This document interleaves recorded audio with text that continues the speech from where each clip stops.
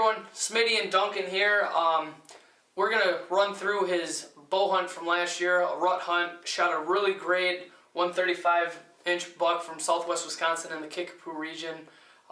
Originally, we were going to hold off this hunt until the week right before bow season, just to get everyone jacked. It's a great hunt, but we had a great opportunity with Southern Boys Outdoors to run 2 of their episodes. I'm personally going to be on with my bow hunt from last year, and Duncan's going to be on with this buck that you guys are going to view. So instead of holding back and doing a sit-down interview like we're doing today, right before the season starts to get everyone jacked, we had to speed up the process because of the great opportunity that we had. So Duncan, why don't you tell everyone a little bit about your hunt? All right, thank you, Justin. Hey everybody, Chad Duncan. Well, it was Friday, November 8th, and the 8th through the 12th of November are usually my favorite days to be out in the woods. And the day actually had started better than ever. It was on my drive to the property where I'm hunting. I was getting about 2 or 3 miles before my turnoff to go up to the road to where I hunt, and a beautiful 150, 160-inch 10-pointer just walked right out in front of me, stopped, looked at me, and acted like I wasn't even there and that he had no interest in me being in a vehicle in front of him. So he walked off and I went to my stand, and I knew right then and there it was going to be a good morning. It was 17 degrees, it was calm, it was just a beautiful, birds were chirping, you could have heard anything in the woods. And I had deer, I was covered in deer that morning. In fact, I was switching my camera arm left and right at the tree, just non-stop, going like this, trying to get footage of these bucks and does coming through, because they were coming out of the woodworks. They were like popcorn in a microwave. So just a picturesque morning rut hunt, you know, that hunters dream about is what you're saying. It was, except just there wasn't 180 and 200-inch deer running around all the time. But it was pretty intense. I mean, I've had some good mornings, but not to the that expectation was not what I thought it would be. But that's the beauty of the rut. That's why we hunt in Wisconsin, because that can happen any day if you get one hot doe in your area. Yeah, ultimately that's all it takes, is to get that one hot doe. That's kind of what I had in my hunt, was that one hot doe, and I had bucks constantly running that morning. It was pretty great. Absolutely. And I actually knew that I had a hot doe because all summer and fall long in my food plots and on trail cameras, I had a doe and a fawn, two fawns, a buck fawn and a doe fawn with their mom. And that morning, just shortly before a doe come running through there, those fawns walked right out in front of me about 15 yards from a direction that I've never expected a deer to come in my life. So when I saw that and they walked off and I saw a doe getting chased, it wasn't 2 seconds later, I looked down to my right and there stood that buck just looking around. It's like he just popped up right out of the ground. You guys know what I'm talking about. You'll wait all year, all day, next thing you know you look over and there's a buck and you have no clue how he got there. That was this guy. He just happened to just be right there. Well, let's get to the hunt. Enjoy.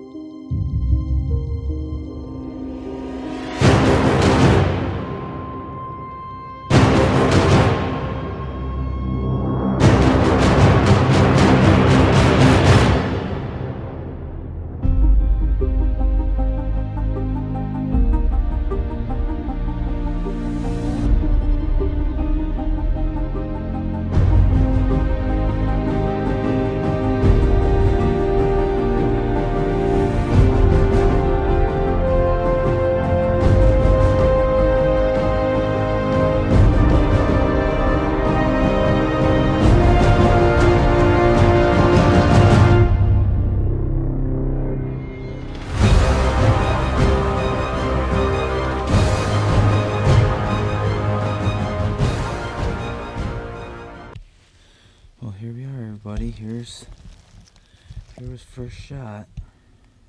Here's right where I hit him. I'm still looking for the arrow. I don't see it.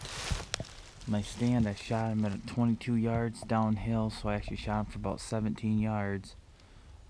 Shot was, like I said, perfect height, just low back, but there's the stand.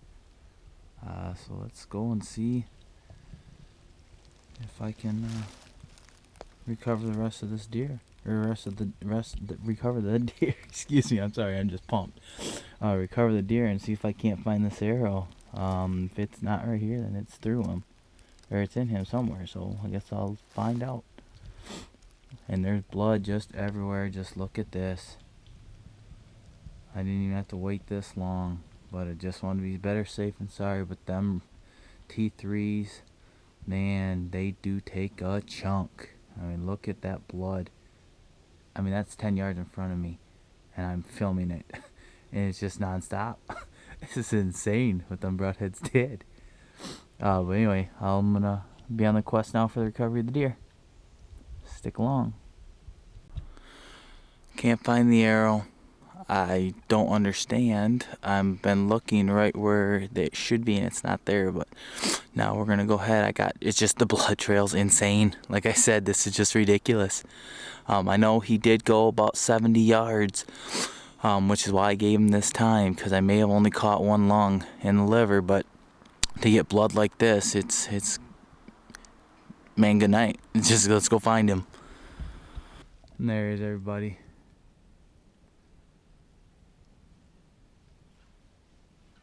He is found. Golly, that is a tough animal. He went a long way. God, did he go a long way.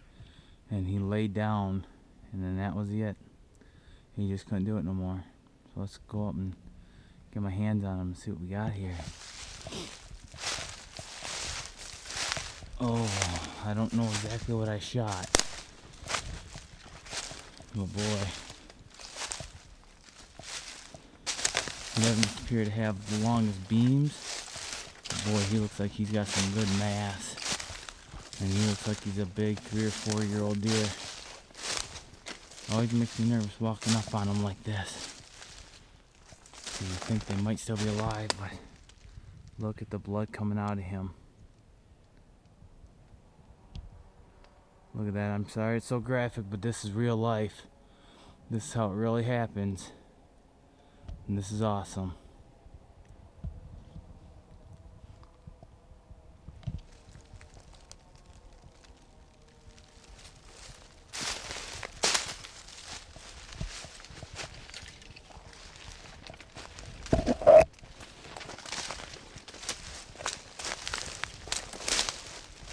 Died right on the fence line.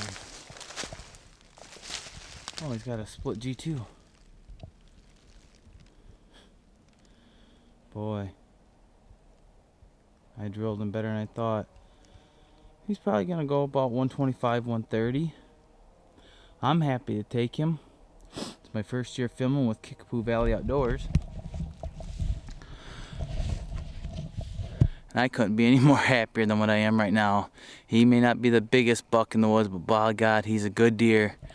And he's recovered, and that's all that matters. So I'll get pictures of him, and we'll see you all later. Thank you for being with me today. Wow, Duncan, what a great buck. I mean, that hunt was special. I mean, you could see on his face how jacked up and emotional he got. And as hunters, I think that's exactly what it's all about, is just the love and emotion for hunting.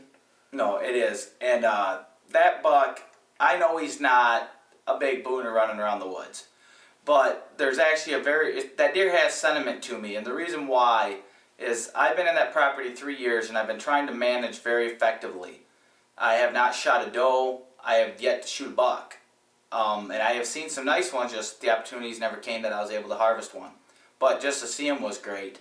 But in that area for that property, the genetic line of that buck, that's a genetic trait from the bucks in past years.